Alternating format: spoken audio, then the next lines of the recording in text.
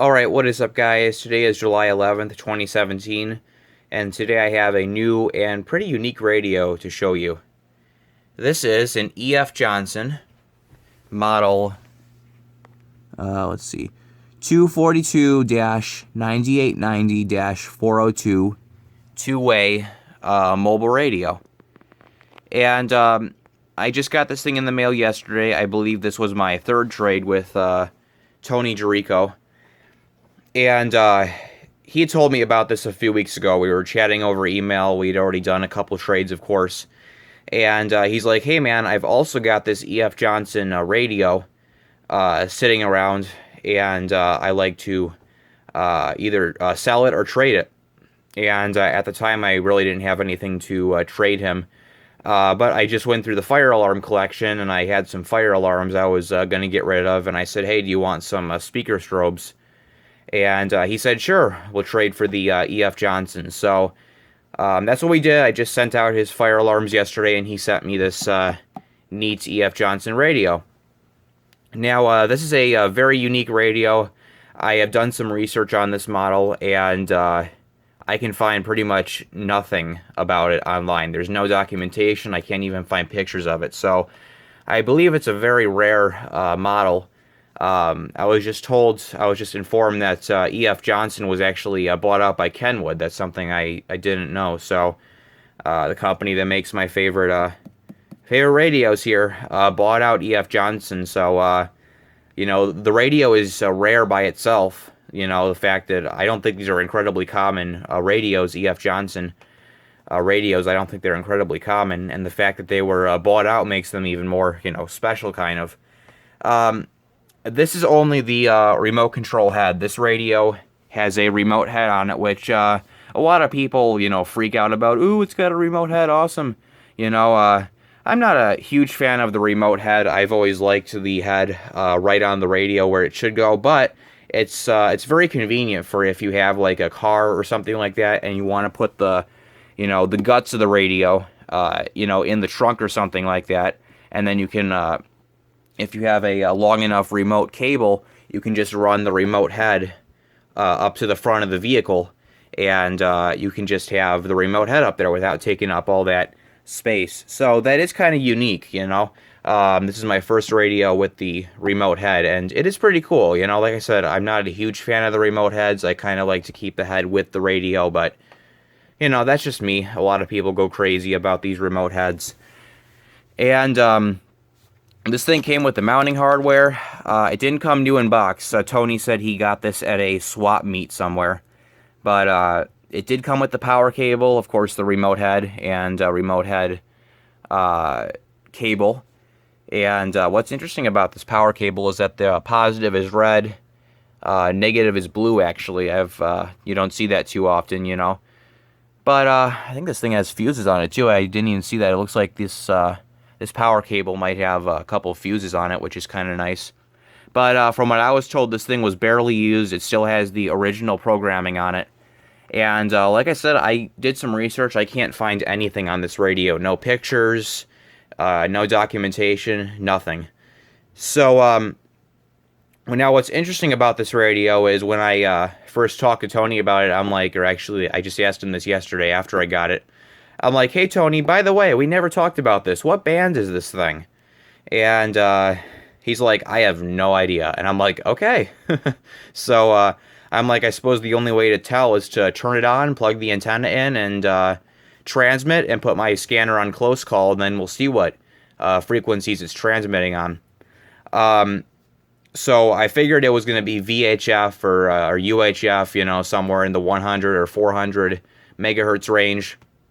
But I turned it on, and I keyed it up, and this thing is actually a 900 megahertz radio, which is very surprising. 900 megahertz is, I haven't seen it used too much, at least not in this area. I'm sure it's common in other areas for like business use and stuff like that, but I haven't seen 900 megahertz used too much. So, given that I couldn't find anything about this radio online and the fact it's 900 megahertz, I think that that just means this radio is like very rare.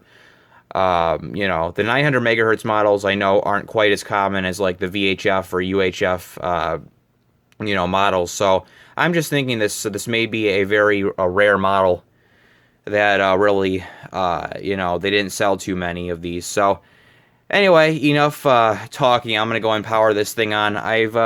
Guys, don't do what I'm doing here. I've got the power wires. I've just got them plugged into my Kenwood power cable, just because I didn't feel like going all the way over to my power supply over there and unhooking the power wires from it and putting these ones on. I just didn't feel like doing that. I don't have any 900 megahertz antennas, and I don't have the mini UHF connector. I'm just using a good old coat hanger. I'm not going to transmit for long. I'm just going to pretty much transmit long enough to where it'll trip the close call on my scanner, and you guys can actually see the frequencies it's transmitting on. But anyway, let's go ahead and power it on. I'll show you guys this thing a little bit. I just found out today, these knobs right here, they double as buttons. So you push this one in to actually power the radio on.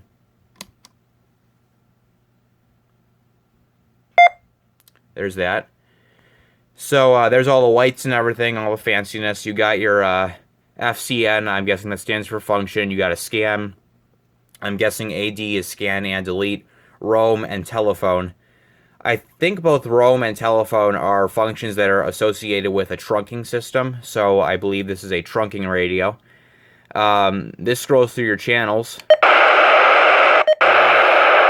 That's your volume. For some reason, the radio is stuck on monitor. I have no idea how to turn it off.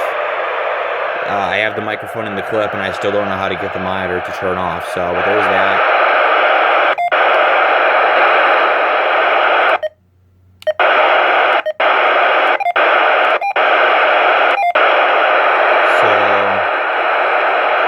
That.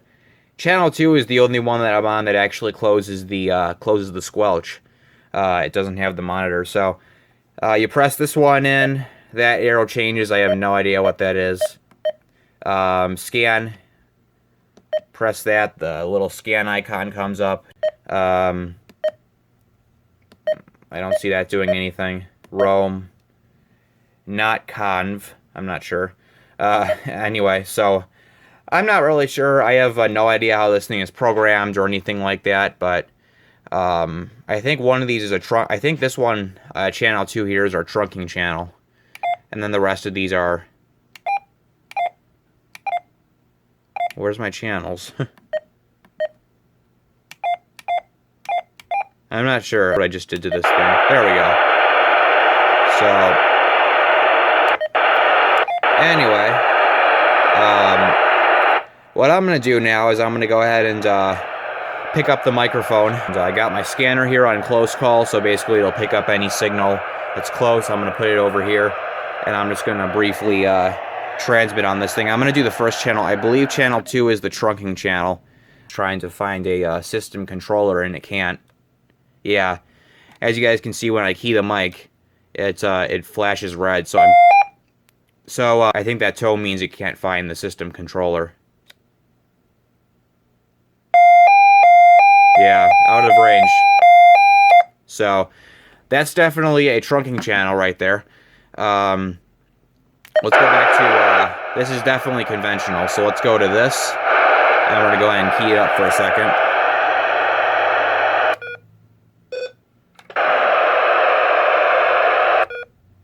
Radio check.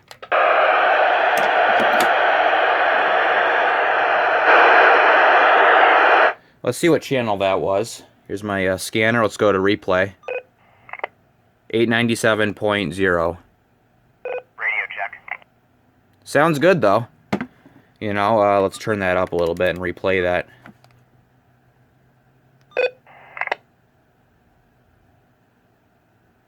Radio check.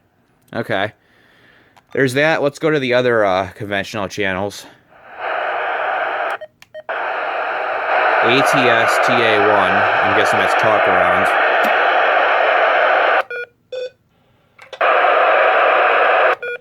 Radio check.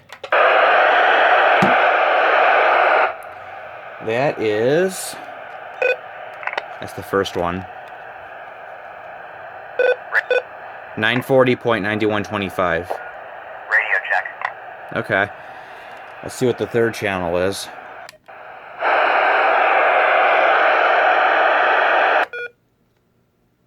Oh, I have to put my scanner back onto close call. There we go. Radio check. Alright.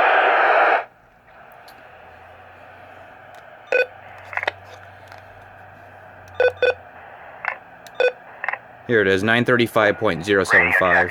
Or .075, yeah. So, definitely 900 megahertz, upper 800, 900 megahertz. I have no use for this thing, guys. I'm going to be getting rid of this thing very soon here, just since I have no use for it now. I've been talking to Mark. His GMRS call is WQIV271. He's the owner of the Joliet, Illinois GMRS repeater, which I talk on all the time. I just got in contact with him after I talked to one of my buddies down there, Hank. He told me to pass the information along to Mark that I've got this radio. And I've been talking to Mark about this thing, and Mark told me he found a service manual for this thing online after I sent him the model number and pictures and all that. So what he's going to do is he's going to see if he can do some more research on this thing, and he's going to... What he wants to do is convert this thing to the 900 megahertz amateur band. He actually has a 900 megahertz repeater himself, and he wants to get a radio over to the 900 megahertz band. So he seems to like he's interested in this, you know, so I'm going to see if I can sell it to him.